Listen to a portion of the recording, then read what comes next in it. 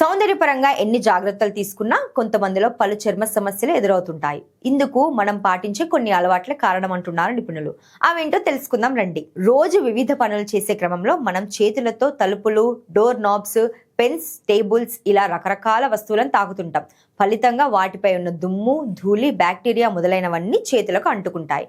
మళ్ళీ అవే చేతులతో ముఖాన్ని కూడా తాకుతుంటాం. ఫలితంగా చేతికి ఉన్న మురికి, బ్యాక్టీరియా చర్మ రంధ్రాల్లోకి చేరి చర్మ ఆరోగ్యాన్ని దెబ్బతీస్తాయి. కాబట్టి పదే పదే ముఖాన్ని చేతితో తాకకుండా జాగ్రత్త పడాలి. అలాగే ముఖం కడుక్కునే ముందు చేతులను శుభ్రం చేసుకోవడం ముఖ్యమని చెబుతున్నారు నిపుణులు. మేకప్ తొలగించుకోకపోయినా కొన్ని రకాల మేకప్ ఉత్పత్తులు చర్మం మీద ఒక పల్చని పొరను ఏర్పరిచి మేకప్ ఎక్కువ సమయం నిలిచి ఉండేలా చేస్తాయి.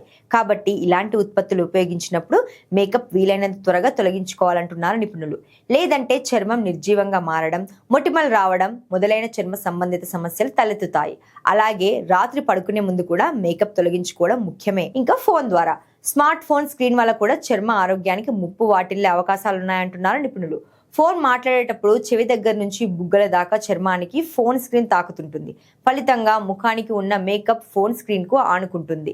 దానిని శుభ్రం చేయకపోతే సూక్ష్మ క్రిములు దానిపై చేరుతాయి. తిరిగి అదే ఫోన్ చర్మాన్ని తాకినప్పుడు అవన్నీ చర్మ రంధ్రాల్లోకి చేరి మొటిమలు, మృత కణాలకు కారణమవుతాయని చెబుతున్నారు నిపుణులు. కాబట్టి ఎప్పటికప్పుడు ఫోన్ స్క్రీన్ శుభ్రం చేయడంతో పాటు మాట్లాడేటప్పుడు కూడా ఫోన్ చర్మానికి తాకకుండా జాగ్రత్త పడాలి.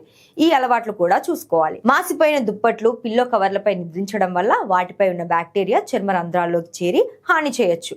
కాబట్టి వాటిని ఎప్పటికప్పుడే మార్చడం మంచిది. ముఖంపై ఉన్న మొటిమల్ని పదే పదే తాకడం వల్ల బ్యాక్టీరియా చర్మమంతా వ్యాపించే అవకాశాలుంటాయి. ఫలితంగా చర్మ ఆరోగ్యం మరింత దెబ్బతింటుందని చెబుతున్నారు నిపుణులు.